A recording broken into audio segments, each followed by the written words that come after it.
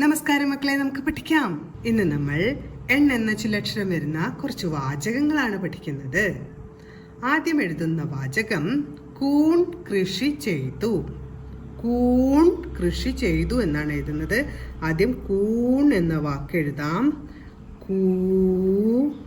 കൂൺ എന്നത് നമ്മൾ എന്നതിന്റെ വാക്കുകൾ എഴുതി പഠിച്ചതാണ്. കൂൺ കൃഷി, കായുടെ കൂടെ റ് എന്ന ശബ്ദമാണ് കേൾക്കുന്നത്. റിന്റെ ചിഹ്നവും വരച്ചു. കൃഷി, ഷായാണ് കേൾക്കുന്നത്. ഷായുടെ കൂടെ ഈയുടെ ശബ്ദം കൂടെയുണ്ട്. ഈയുടെ ചിഹ്നം കൂടെ വരച്ചു. കൂൺ കൃഷി ചെയ്തു. ചേയാന്ന് കേൾക്കുന്നത്. ചേ എഴുതാനായി ആദ്യം ഏയുടെ ചിഹ്നം വരച്ച് ചാ വരച്ചു. ചെയ് എന്നാണ് കേൾക്കുന്നത്. തു താഴെഴുതി ഉന്റെ ചിഹ്നം വരച്ചു. കൂൺ കൃഷി ചെയ്തു. അടുത്ത് നമ്മൾ എഴുതാൻ പോകുന്ന വാചകം 4 തൂൺ പണിതു എന്നാണ്.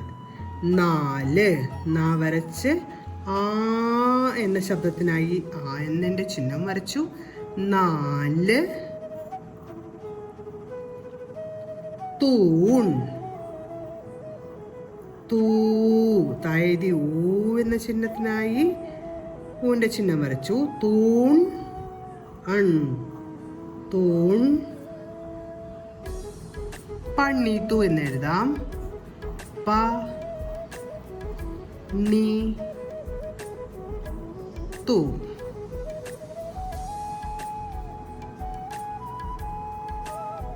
നാല് തൂൺ പണിതു.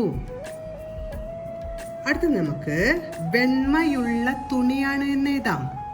വെണ്മയുള്ള തുണിയാണ്. ആദ്യം വേ എന്ന് എഴുതണം. ഏടെ ചിഹ്നം വരച്ച് വാ വരച്ചു.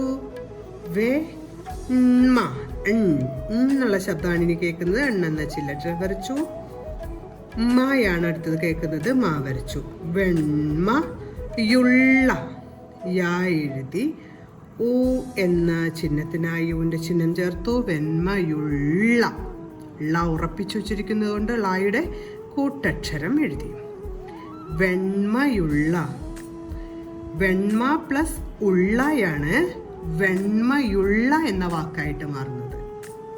വെണ്മ ഉള്ള എന്നതിനേക്കാളും വാചകം എഴുതുമ്പോൾ നമ്മൾ അതിനെ വെണ്മയും ഉള്ള എന്ന വാക്കും കൂടെ ചേർത്ത് വെണ്മയുള്ള എന്ന വാക്കായിട്ട് എഴുതുകയാണ്. വെണ്മയുള്ള തുണിയാണ്. തു താഴെഴുതിയുടെ ചിഹ്നം വരച്ചു.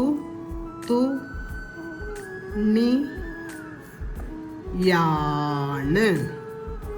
യാ എഴുതി ആ എന്ന ചിഹ്നം വരച്ച് നാ എഴുതി ചന്ദ്രക്കര വരച്ചു. വെണ്മയുള്ള തുണിയാണ്. പിന്നെ നമ്മൾ എന്ന ചില്ലക്ഷരം വരുന്ന കുറച്ച് വാചകങ്ങളാണ് എഴുതിയത്. ആദ്യം എഴുതിയ വാചകം കൂൺ കൃഷി ചെയ്തു. അടുത്തത് 4 തൂൺ പണിതു. അവസാനം എഴുതിയ വാചകം വെണ്മയുള്ള തുണിയാണ്. ഇന്ന് നമ്മൾ പഠിച്ച വാചകങ്ങളെല്ലാം പറഞ്ഞുകൊണ്ട് എഴുതി പഠിക്കാൻ ശ്രമിക്കണം. അടുത്ത ക്ലാസ്സിൽ കാണാം മക്കളെ. നമസ്കാരം.